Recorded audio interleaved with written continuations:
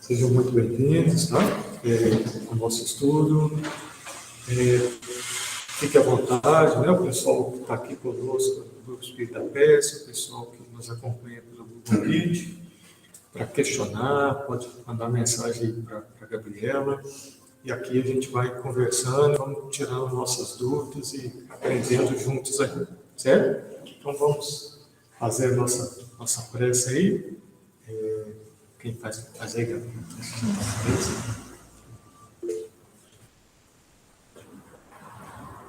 Jesus, espiritualidade amiga, nossos mentores, os mentores da casa, nós agradecemos pela oportunidade de estarmos aqui mais uma vez reunidos e pedimos bênçãos aos nossos corações, que as nossas mentes possam receber os bons fluidos dessa casa e os ensinamentos de Jesus. Que os nossos irmãos que estão na sua casa possam receber essas boas energias e nos acompanharem de onde quer que estejam. Que os nossos irmãos desencarnados aqui presentes, que estão em busca de um auxílio, possam receber amparo em seus corações e seguir confiantes na sua caminhada evolutiva. Fique conosco, Jesus, em mais uma tarde de estudo e abençoe esse e as demais atividades da casa. Assim seja, graças a Deus. Então vamos, como a gente sempre faz, a gente começa com os Atos dos Apóstolos, né? Depois nós vamos para o livro Céu e Inferno e finalizamos com o livro dos Espíritos, certo? Nos Atos dos Apóstolos, hoje nós vamos finalizar, né, o relato de Lucas. Então, só para a gente contextualizar, Festo, né, o governador Festo, governou aí entre meados de 60 até 62, e ele é que envia Paulo para o César, né, para se definir qual seria a pena de Paulo, já que ele não havia encontrado algum problema nas acusações do Sinédrio contra Paulo. Então, no entender dele, ele achava que Paulo não tinha motivo não tinha cometido nenhum crime. Mas, como Paulo apelou para o César, né, e o César da época, nós estamos falando de Nero, tá? Nero foi imperador de 54 até 68, nós estamos aí 62 a 64, então Paulo sai nessa viagem, né, para Roma, que é a sua considerada a sua quarta viagem apostólica. Ele sofre um naufrágio, eles vão parar na ilha de Malta, ou seja, a ilha de Malta fica mais ou menos 900 quilômetros da ilha de Creta, então eles perderam completamente o rumo, mas foram resgatados, saíram da ilha de Malta e se direcionaram para a Itália. Né? E na Itália eles entram ali pela Sicília, depois vão subindo no mapinha, aquela bota, né, da Itália. Eles começam a subir ali pela chamada Via Ápia, né, que é o quê? Uma estrada, né, construída pelo Império Romano, e eles começam a subir essa Via Ápia. Ela originalmente tinha 300 quilômetros, depois foi estendida para 600, e eles começam a subir e o povo os acompanhando, né? O centurião o levando até Roma. E aí a Esther vai nos falar hoje, depois da sua chegada em Roma. Certinho? Então nós estamos mais ou menos aí perto do ano de 64, aí, né? Por aí. A data não é muito certinha. Tá bem? Vamos lá, Esther?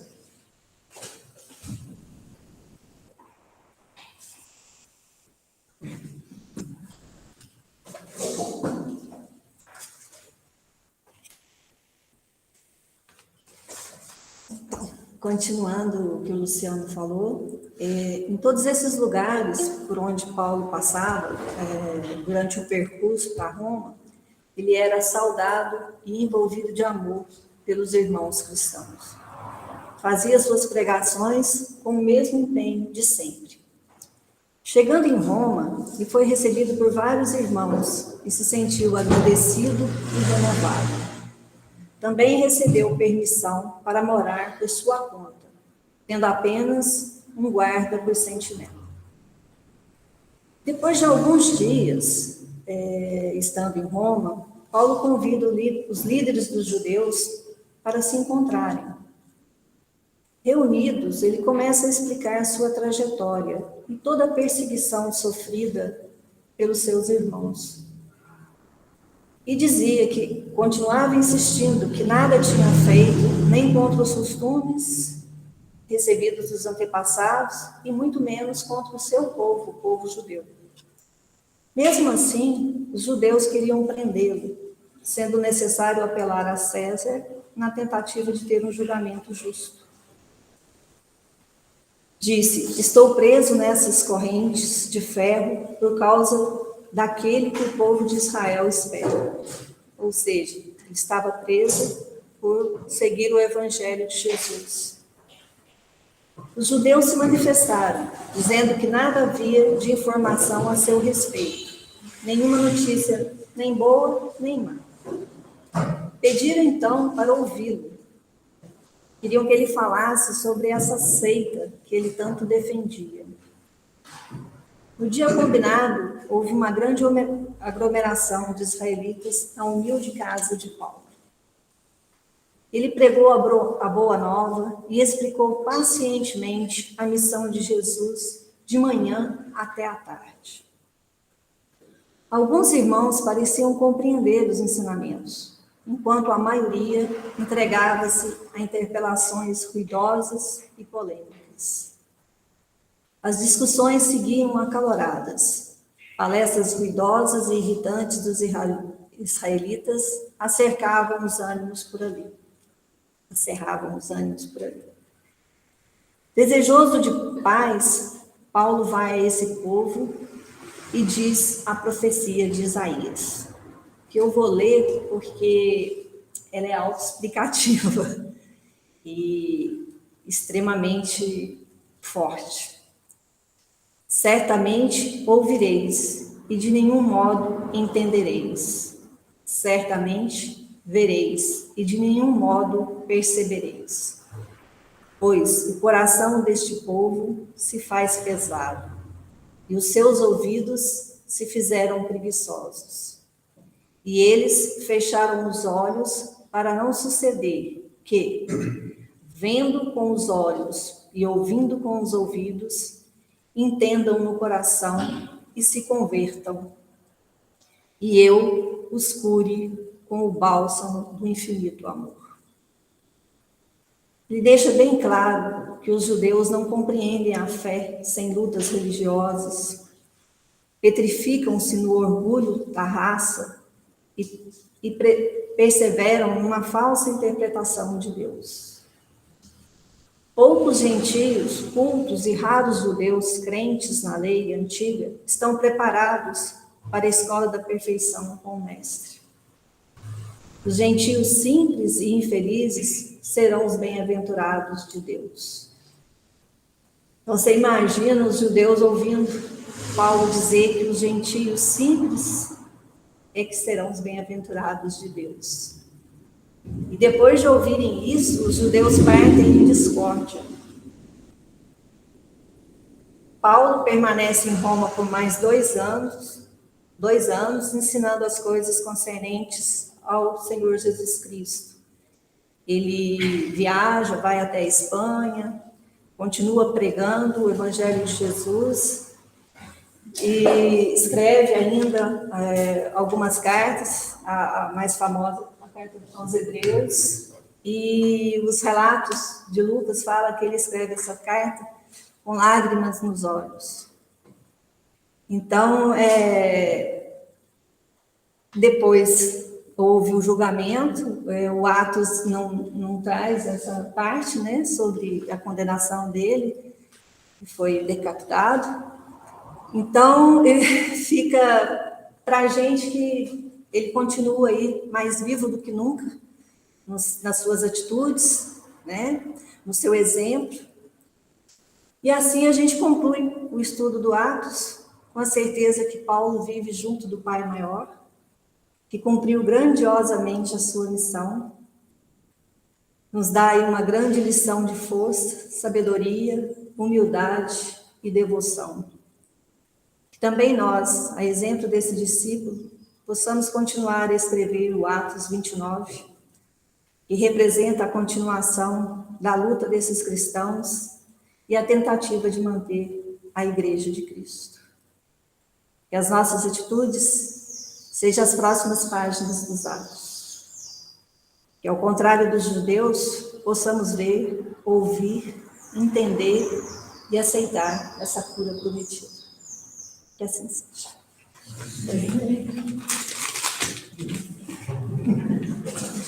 Não sou eu.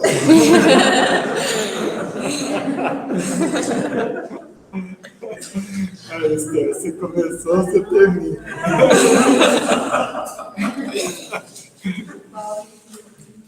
Então vamos lá, gente.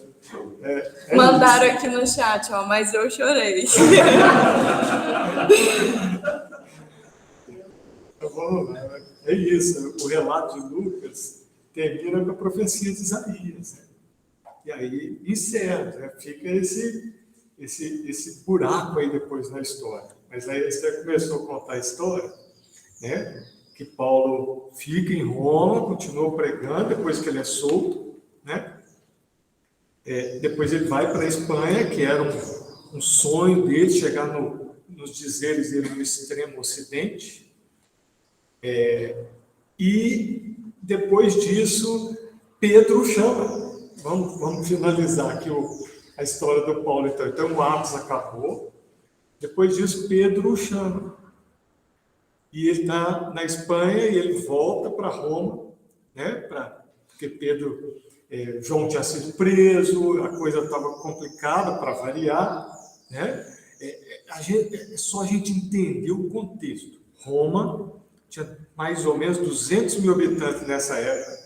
Nero foi de uma crueldade, de uma perseguição brutal com os cristãos, né? Foi um dos piores. Às vezes a gente fala muito de Calígula, mas Nero, com relação ao cristianismo, foi avassalador, né? Assim, foi brutal mesmo.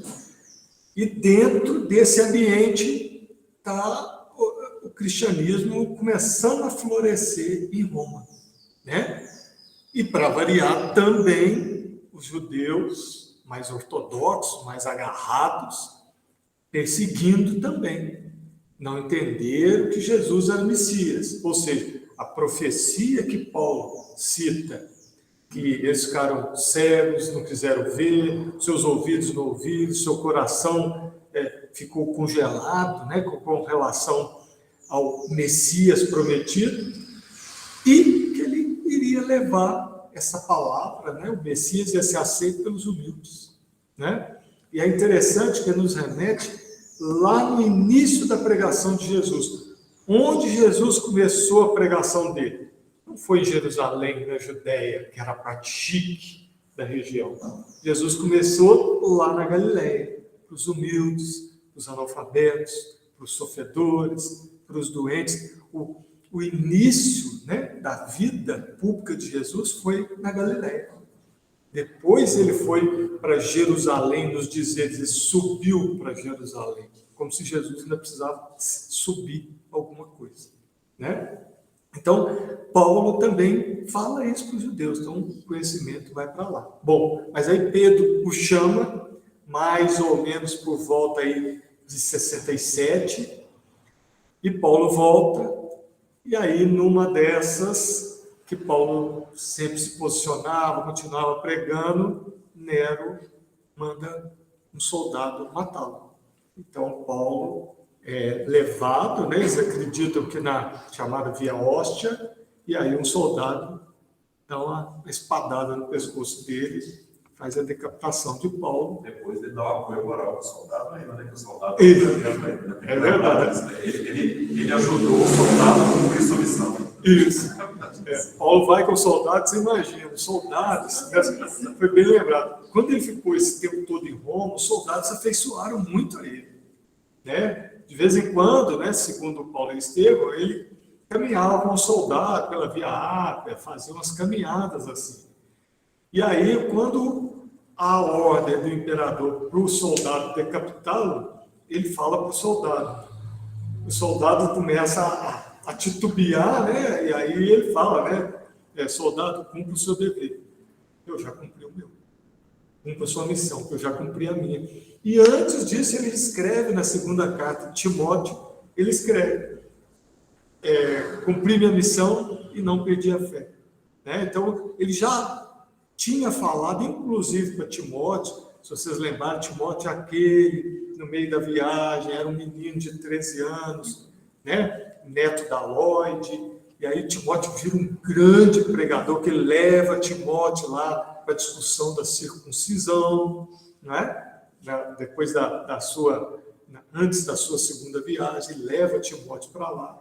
Timóteo participa disso.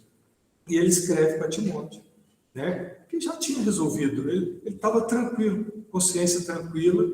E aí Nero, provavelmente por volta de 68 depois de Cristo, faz a decapitação de Paulo. Vai encerrar hoje.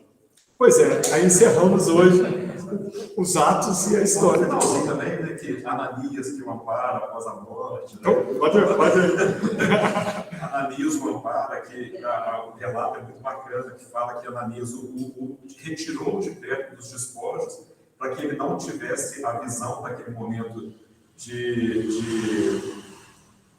do sofrimento dele. Daí ele pergunta a ele o que queres fazer, né? Aí todo mundo achou que ele ia falar que queria encontrar com Lívia, né?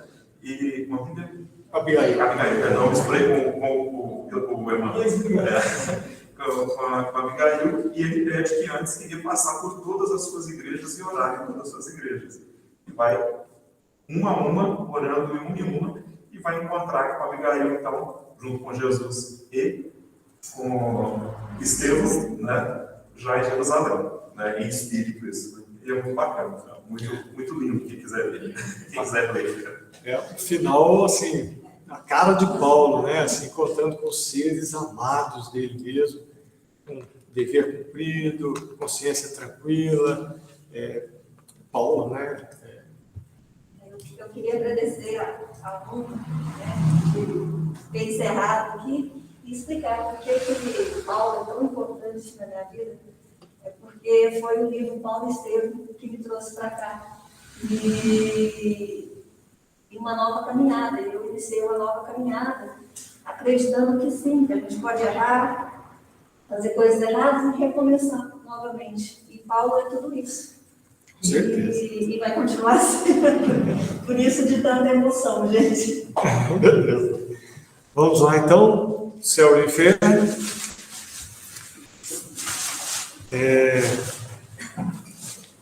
Céu e inferno. Nós estamos conversando sobre o desencarne dos espíritos ditos sofredores, certo? Nós estamos falando da Lisbeth. Paramos no item 3, né?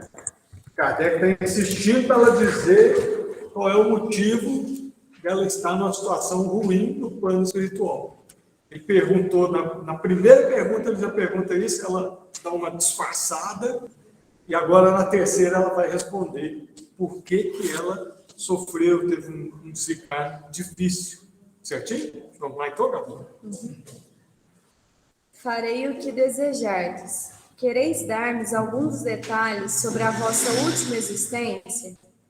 Disso pode resultar um ensinamento útil para nós e tornar assim o vosso arrependimento produtivo. O Espírito colocou-se numa grande decisão para responder a essa pergunta e algumas das seguintes. E a resposta foi: nasci numa condição elevada. Tinha tudo que os homens consideram como a fonte da felicidade. Rica, fui egoísta. Bela, fui coquete. Indiferente e enganadora. Nobre, fui ambiciosa. Esmaguei com o meu poder aqueles que não prosternavam bastante diante de mim.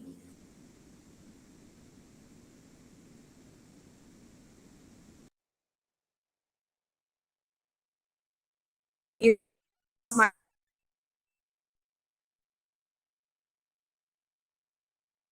né?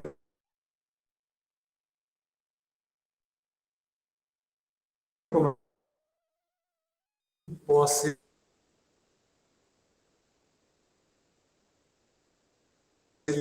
eu, mas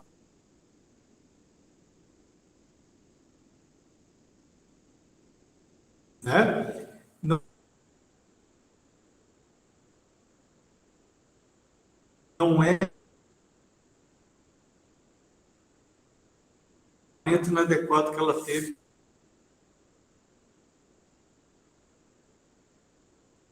enquanto rica, tem posses, tem títulos, né? É isso, não tem um Deus atrás dela, mas ela, tem espírito, consegue observar o quanto ela é.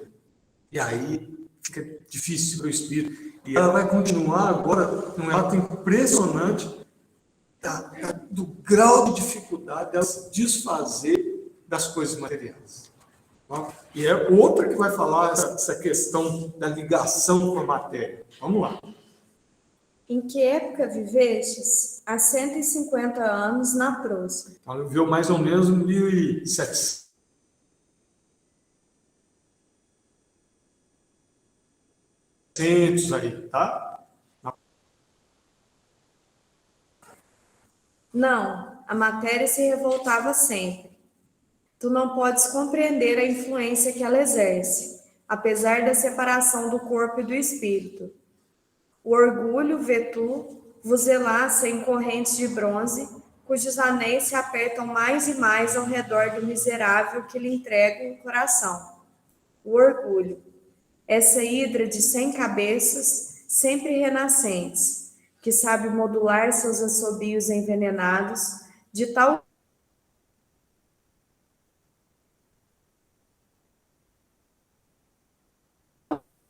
curva a todas as aberrações do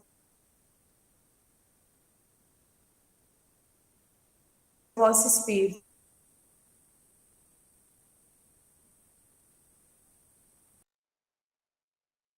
A primeira coisa que ela fala é a mesma coisa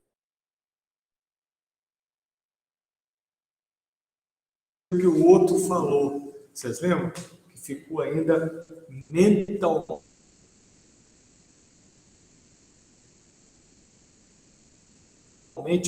muito apegado nas posses, nos títulos,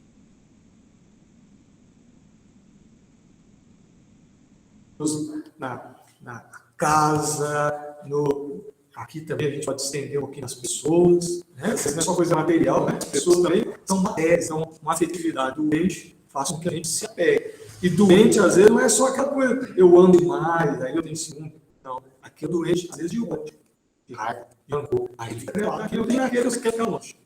Certo? Então, esse apego à matéria, às paixões, é isso tudo. Não só posses, mas também pessoas. Não só por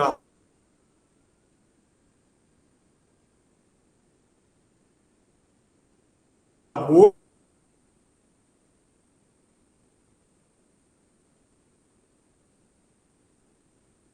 mas também por ódios.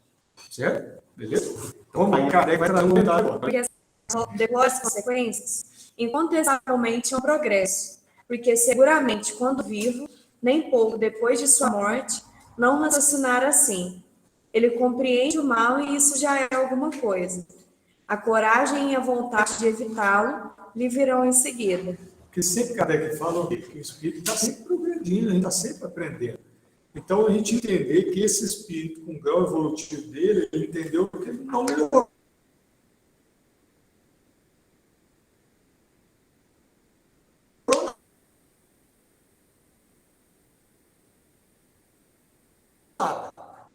Mas Kardec vem explicar, melhorou. Ele já conseguiu ver a sua situação, já se arrependeu do que fez, mas daí ele tem prova do poder, das posses passar por essa prova, é diferente. Vocês lembram que o outro aqui falou a mesma coisa?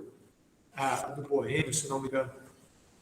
Eu me arrependo, mas daí eu preciso passar pela prova, para eu reparar o que eu fiz. Arrependeu com isso. Né? E um outro aqui falou no começo, tem muita gente que arrepende quando está doente.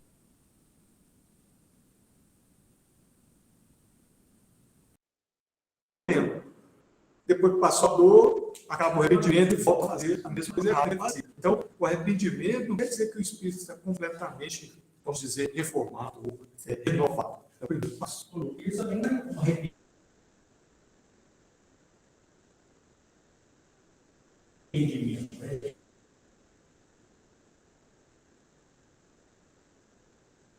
Nova depois, né? Ele é superficial, ele é externo. É só um reconhecimento das falhas, das suas fraquezas. Sim. Ela pode até estar tentando, mas não está conseguindo. Não está conseguindo, como ela mesmo diz. É difícil para ela deixar isso aqui, né? A vaidade, o título, o poder, o mando, né? Então, é complicado. Aí a gente tem duas coisas. Ou você vai vir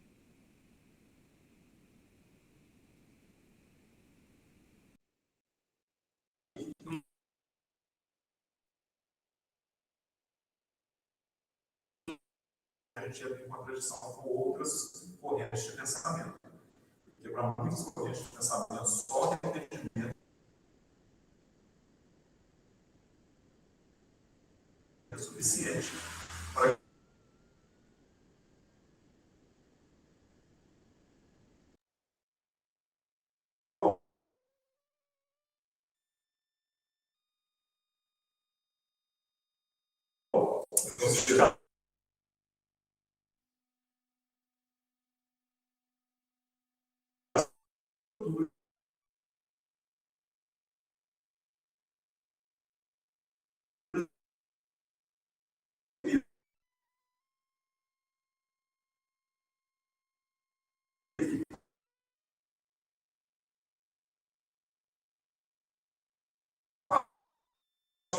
foi decretada também. Então, ou seja, esse é o ponto, é um ponto de dificuldade de entendimento de outras correntes filosóficas, outras correntes de pensamento do cristianismo sobre arrependimento e provação. Sim.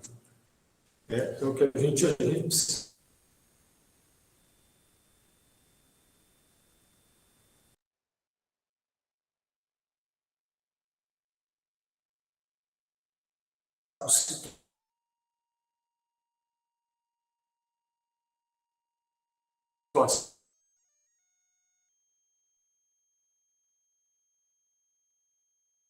as provas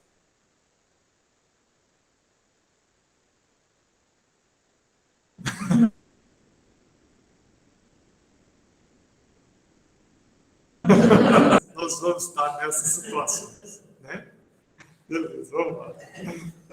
Deus é muito bom para não condenar as suas criaturas apenas eternas, esperar em sua misericórdia. Ela pode ter um fim, mas onde? Eu procuro há muito tempo e não vejo senão o sofrimento sempre, sempre, sempre. Como viestes aqui hoje? O espírito que me segue com frequência para cá me conduziu. Desde quando vedes esse espírito? Não faz muito tempo. E desde quando vos dais conta das faltas que cometestes? Depois de uma longa reflexão. Sim, tem razão. Foi então que eu ouvi. Olha aqui para vocês verem, quando ele mudou o padrão de pensamento, ele se arrependeu, apesar de ainda estar ligada a muitos problemas, ela conseguiu perceber o mentor auxiliando, né? Ele já estava lá? Tá, com certeza, como os nossos estão, esperando que nós façamos bons movimentos para que eles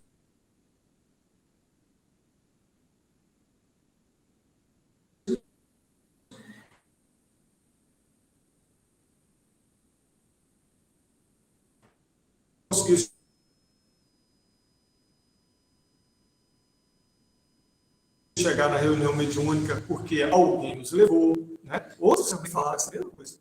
Que ela fala, né? A hora que arrepende, a hora que pede auxílio, ou seja, a hora que passa a ter submissão a Deus, aos desígnios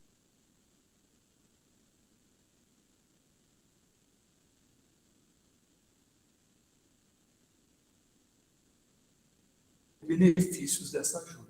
Beleza? Vamos lá. Não compreendeis agora a relação que existe entre o vosso arrependimento e a ajuda invisível que vos presta o vosso Espírito protetor?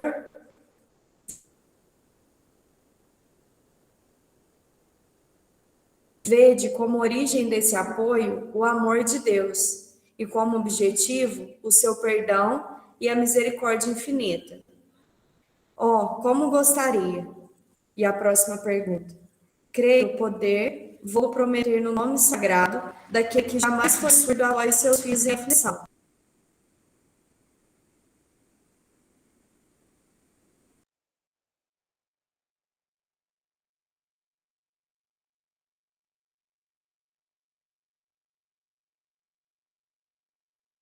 Usarem o nome de Deus.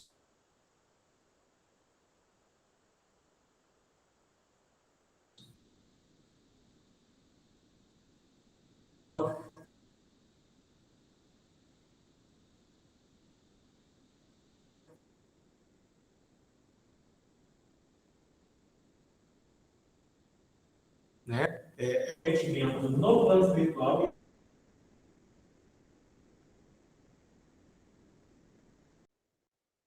Ela fala aí.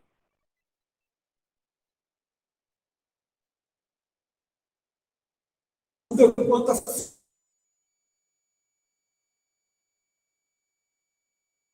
filho,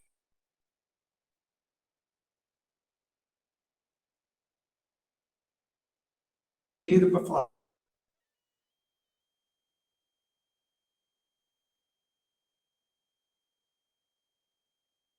Ainda, né?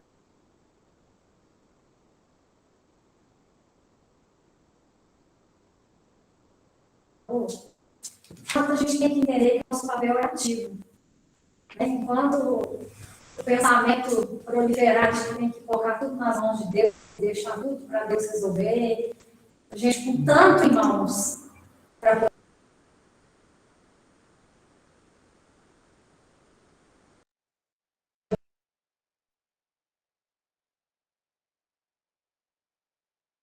a gente ora. Algumas situações das nossas expressões são é uma ideia constante, né?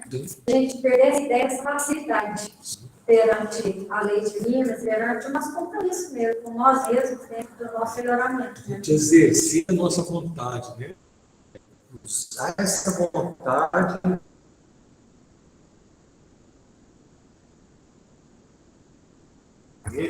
posições, sentimentos, pensamentos, atitudes, né? Essa que é a grandeza do aprendizado e a necessidade de usar a vontade.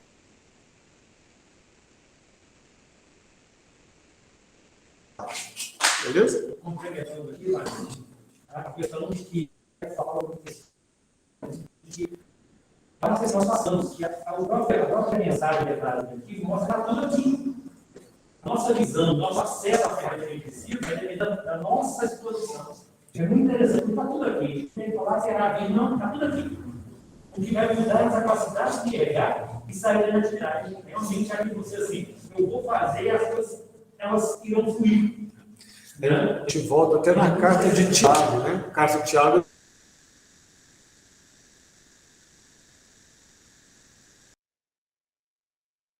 Não é a obra de pedra, né? É a obra interna, a obra de renovação, de iluminação, de ganho íntimo das coisas.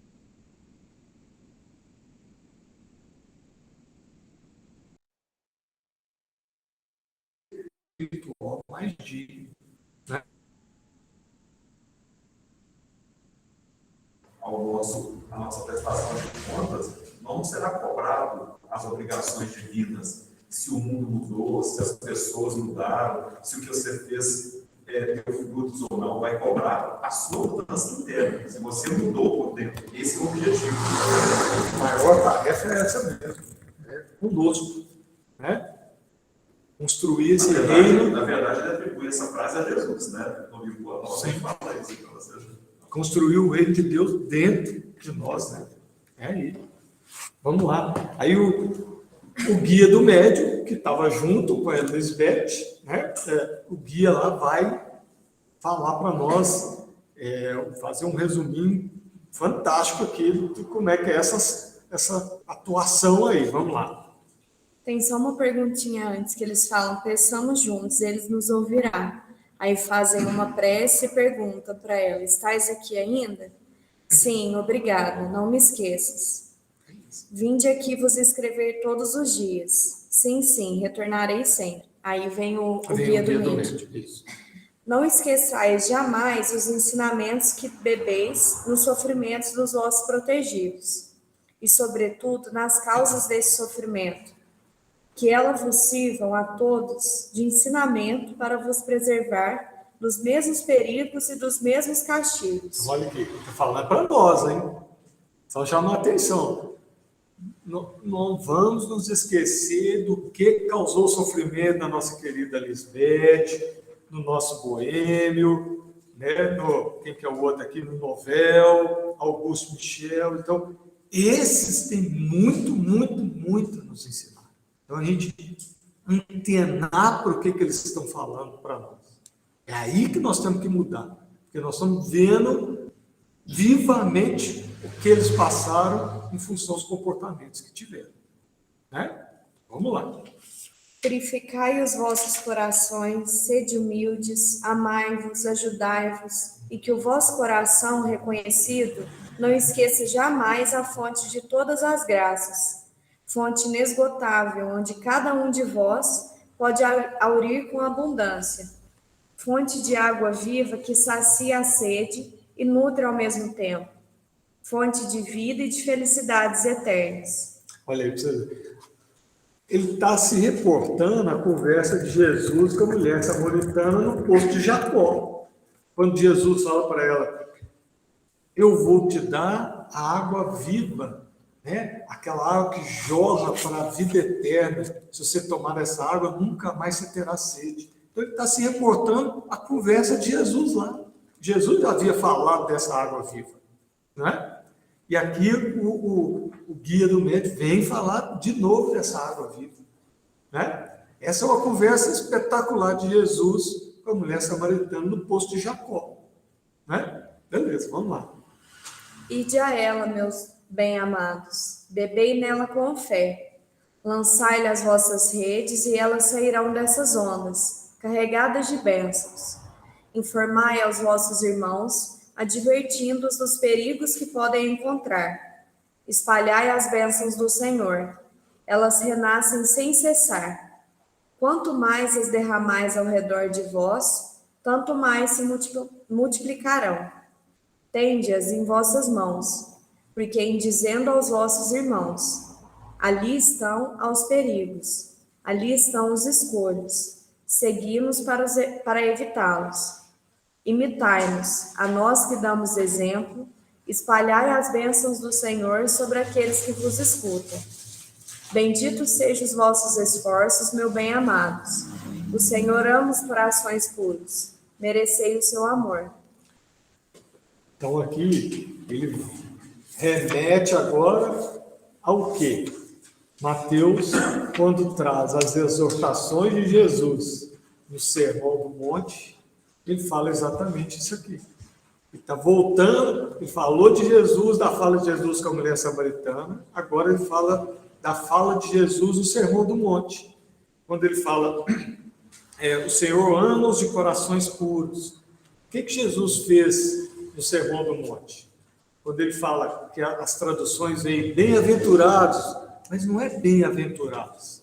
A palavra é avante. Sigam em frente, prossigam, tenham força os de puro coração, porque verão a Deus. Então, o Sermão do Monte não é felizes, é avante, né? A palavra em hebraico não é feliz, é avante. Jesus está estimulando no começo do Sermão do Monte, quando ele fala das chamadas bem-aventuranças, que na verdade não são bem-aventuranças, são exortações. Jesus chega lá e fala assim: Roma está perseguindo vocês? Tá. Está martirizando? Tá. Está matando? Tá. Está prendendo, mandando vocês para as galés? Está tornando vocês escravos? Sim. Aí Jesus sobe no monte: eu estou vendo que vocês estão sofrendo, mas avante vocês. Sigam, prossigam. E foi falando as exortações. E aqui o guia vai lá no Sermão do Monte, para falar que os de puro coração vão ver a Deus. Beleza? Certinho? Vamos lá. Quer continuar ou passar para o... Vamos mais um pouquinho aqui, que aí dá a gente começa o outro, o príncipe Oran. Vamos lá com o príncipe Oran, que é o outro russo também, que vai vir nos falar, aí já vê que é príncipe. Então, vocês imaginam, príncipe, né, uma região muito rica, né? É o nosso amigo aqui que vai falar agora. Um espírito sofredor se apresenta sob o nome de Oran, anteriormente príncipe russo. Quereis dar-nos alguns detalhes sobre a vossa situação? Bem-aventurados os humildes de coração, o reino do céu lhes pertence. Ele vem falando o quê? O Sermão do Monte. Também. Olha para você ver que o espírito muda. Era príncipe, vai para o plano espiritual e volta falando do sermão. E outra chamada bem-aventurança. Mas se nós formos ver aqui, a tradução não é os humildes de coração, porque deles é o reino dos céus. É bem-aventurados os humildes, né? Porque herdarão a terra. Essa que é a tradução. Avante vocês que são humildes, porque vocês vão herdar a terra. Mas não essa terra que a gente está vendo. Deixa a gente ir um pouquinho mais aqui, para a gente conectar isso aqui com o Apocalipse de João e com a carta de Paulo aos Romanos. Vamos seguir um pedacinho mais aqui, nós vamos mostrar o Apocalipse e mostrar a carta de Paulo. Vocês vão ver como é que as coisas vão se conectando. Primeiro o pensamento de Jesus: avante os humildes, porque vão herdar a terra. Tá, mas qual terra? Aí depois João vai nos dizer qual terra nós vamos herdar. Vamos lá. Orai por mim. Bem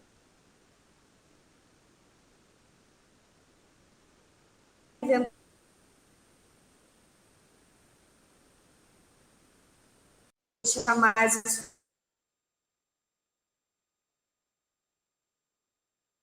feliz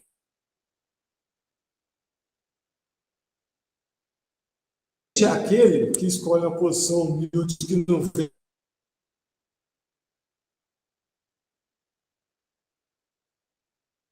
Aqui serve bem-aventurado, feliz aquele que escolhe ser humilde, né? Aqui cabe o bem-aventurado.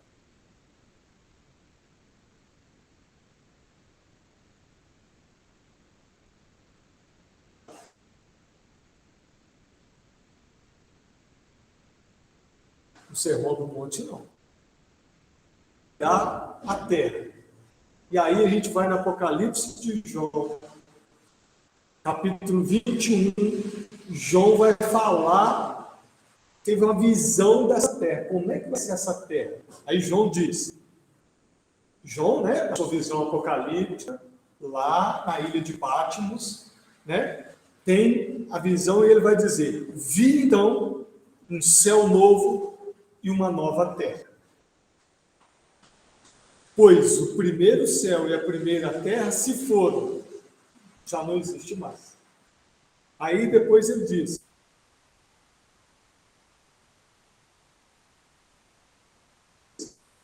a voz do Cordeiro dizendo: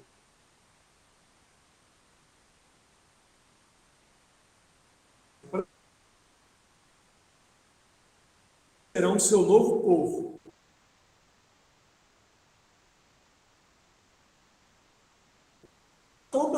lágrima dos seus olhos, pois nunca mais haverá morte, nem luto, nem clamor, nem dor haverá mais.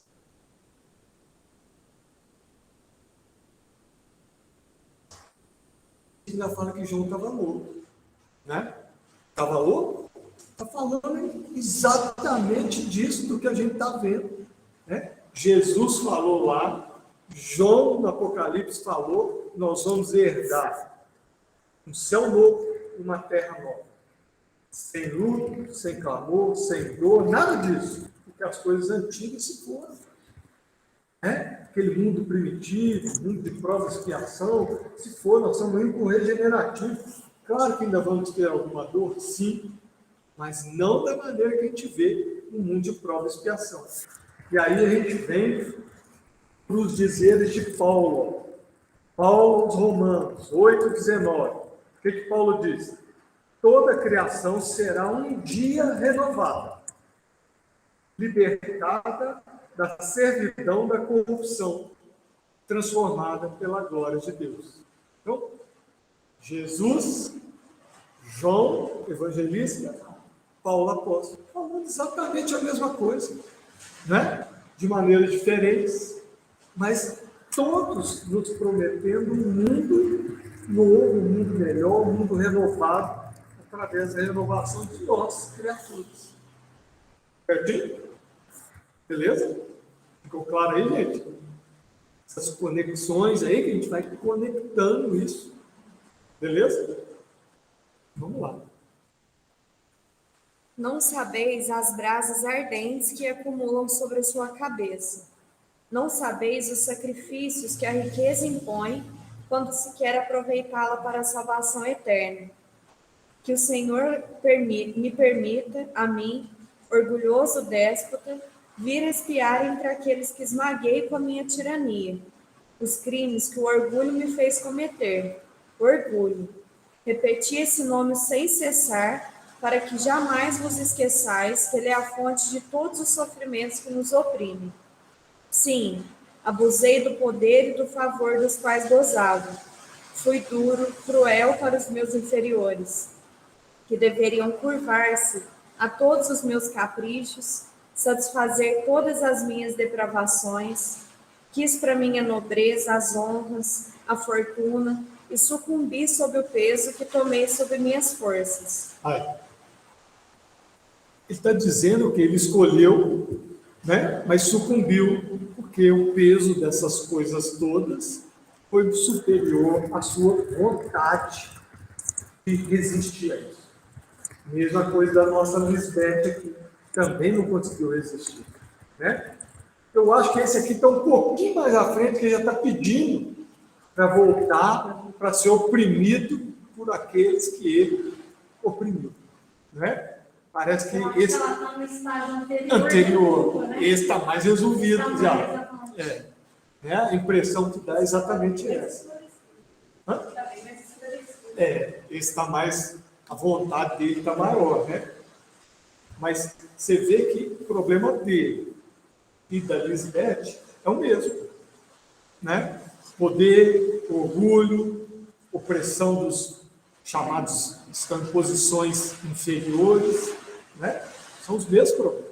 Isso frisa para a gente aqui, que todo mundo fala, nossa, é pobre, é difícil, não tem recurso, não tem a prova da riqueza. É difícil também.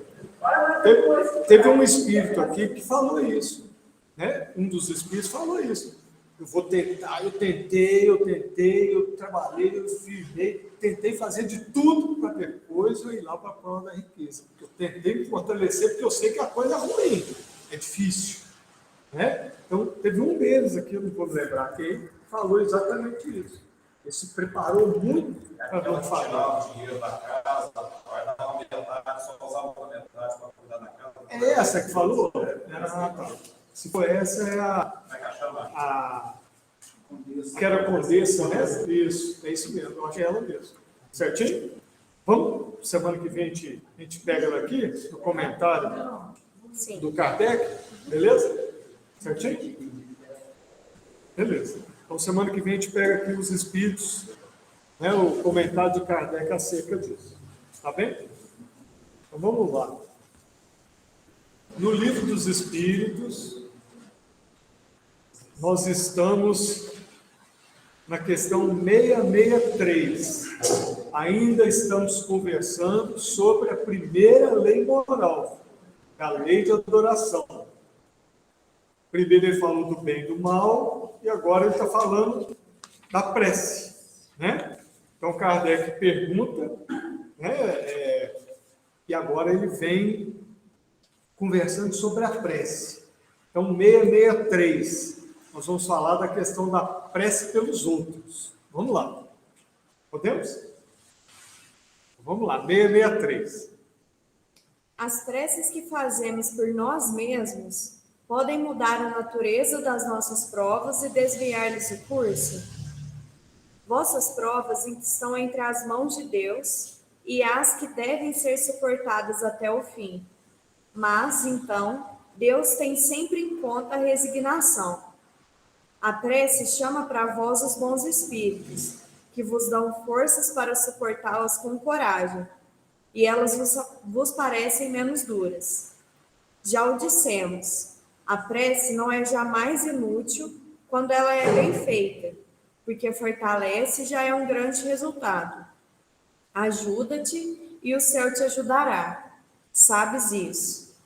Aliás, Deus não pode mudar a ordem da natureza ao capricho de cada um, porque aquilo que é um grande mal sob o vosso ponto de vista mesquinho e a vossa vida efêmera é frequentemente um grande bem na ordem geral do universo. Depois, quantos males não há de que o homem é o próprio autor por sua imprevidência ou por suas faltas? Ele é punido pelo que pecou. Entretanto, os pedidos justos são mais frequentemente atendidos, como não pensais.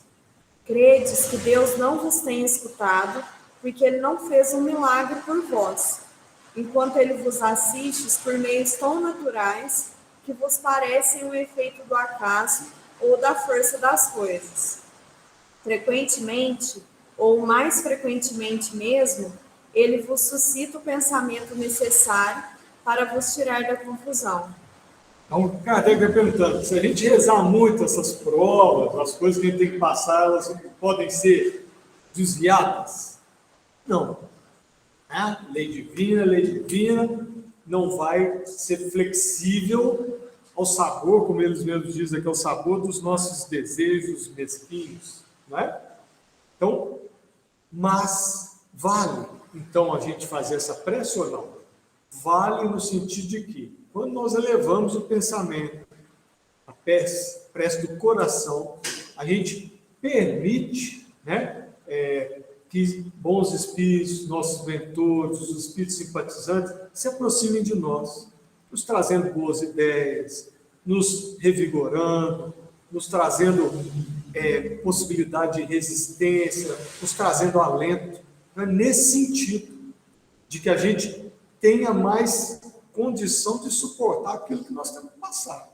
Mas nós vamos passar, nós vamos. Deus não vai mudar a prova, porque muitas vezes, quase 100% das vezes, 100% das vezes nós pedimos. Eu quero passar por essa situação para ver o que eu vou fazer. Essa aí a gente vai pedir, né? Diga, Pedro. Mas há aqueles casos em que o espírito tem tanto merecimento que as provas são abrandadas. Então, Elas são abrandadas. nesse sentido, dependendo do que ia fazer, ele vai ter a prova? Vai, mas a coisa pode ficar um pouco mais tranquila, por até mudança íntima dele, sim. É isso que eles estão falando. É a prece que é boa, que é útil. Foi na questão da prece novamente. Agora, os atos ali, a coisa gigantesca. Sim. Vários fatos bem interessantes nesse sentido mesmo. A prova está ali, mas há uma mexidinha nela, ou até nós mesmos. Daí, quando acaba aparecendo um pouco mais leve, em função da forma aplicada. É interessante a gente lembrar, por exemplo, em João, Jesus fala, né? Eu vou mas volto para junto de vós. Né? Antes de Jesus morrer, ele falou para os discípulos, eu vou, mas eu volto para junto de vós. E aí ele dá uma chamada aos discípulos, se vocês me amassem, deixariam que eu fosse para eu voltar para junto do Pai. Mas antes dele chamar, porque se vocês me amarem,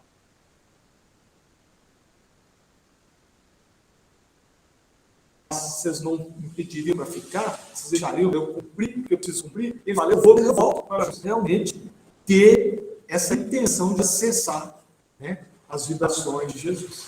E sabe o que eu achei o melhor dessa questão? Da resposta dessa parte que ele fala, credes que Deus não vos tem escutado, porque ele não fez um milagre por vós, enquanto ele vos assiste por meios tão naturais, que vos parecem um efeito do acaso ou das forças das coisas. Então, em pequenos detalhes que amenizam, né, como a Diara falou, a gente acaba, não está dando certo, porque não teve uma coisa extraordinária. Porque às vezes também ele não faz, porque não é aquilo que a gente tem que Sim. receber. Exatamente. A vontade dele não é bem assim. Mas mesmo nessas situações, por meios naturais, a gente acaba tendo benefícios. Né? A gente ganha benefícios que a gente não enxerga. Né? Beleza? Não enxergar muito lado, eu não saber o que eu realmente quero. Eu não saber o que é bom, que eu não faço.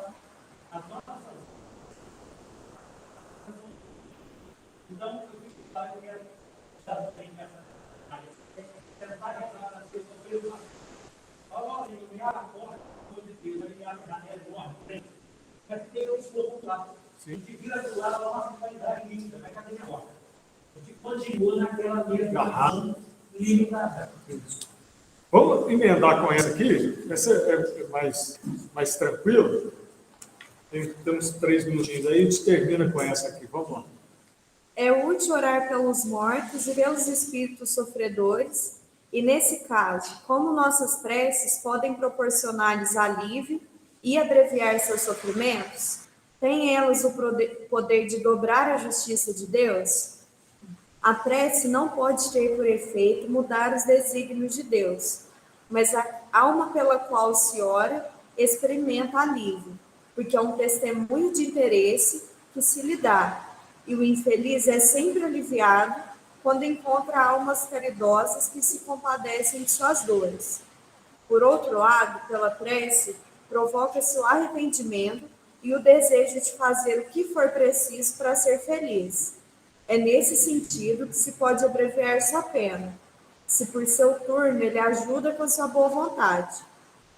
Esse desejo de melhorar-se, excitado pela prece, atrai, antes de espíritos sofredores, espíritos melhores que vêm esclarecê-lo, consolá-lo e dar-lhe a esperança.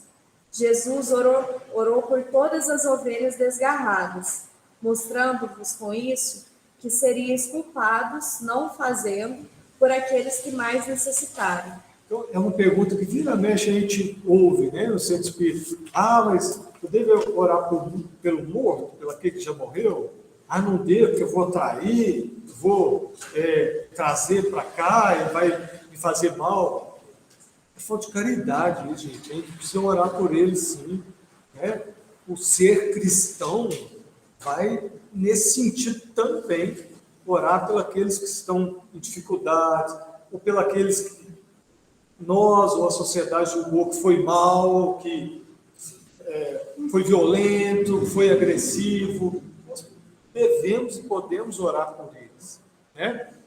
Porque, no fundo, esses aí são doentes da alma, que precisam de um refrigério, de um bom pensamento em direção a eles. Eles estão cansados de receber flechadas de pensamento, um monte de gente que os julgam dessa ou daquela maneira.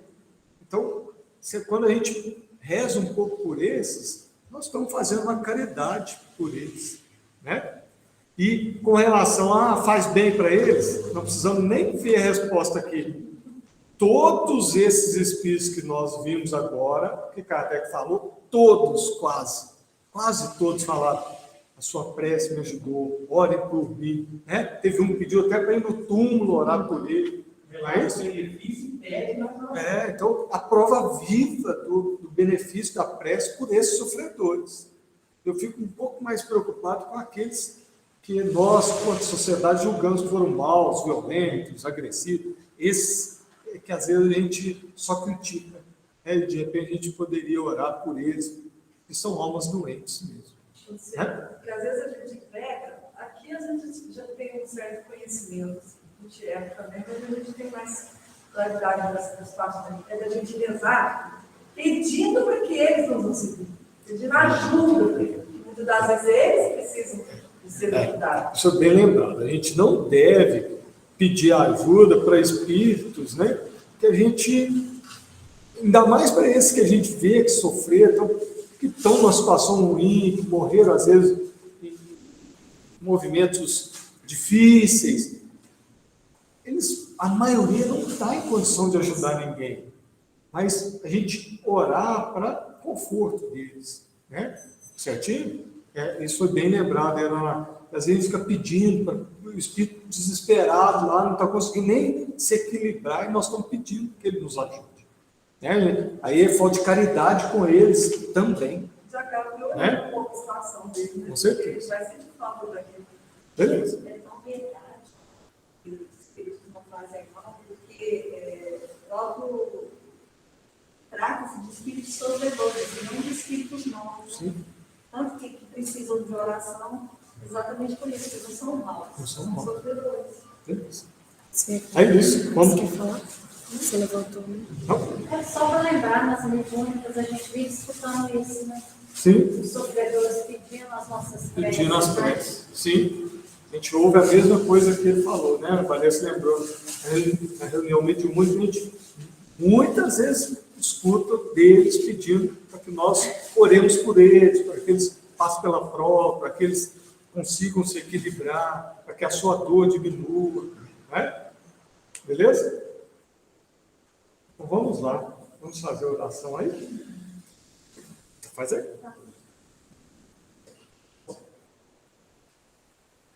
Levemos todos o nosso pensamento a Jesus, as equipes espirituais aqui presentes, que nossos mentores se aproximem de cada um de nós. Com profunda gratidão, Senhor Jesus, estamos aqui agradecidos por mais essa oportunidade que nós temos de assentar em nosso psiquismo, Senhor, esses conhecimentos tão preciosos e tão valorosos que vão nos ajudando na nossa caminhada terrena. Que possamos sempre ser úteis, tanto no plano físico, quanto em desdobramento também no plano espiritual. E rogamos, Senhor, para que Tu sejas, através dos Seus abnegados, benfeitores e colaboradores, que auxilies aqueles que estão em sofrimento, no plano da matéria e no plano espiritual. Possamos, a partir dessas lições, nos aproximarmos mais ainda da Sua palavra, dos Teus ensinamentos. Fica conosco, Jesus, hoje, agora e sempre, que assim seja. Gente, para finalizar isso, então, agora nós precisamos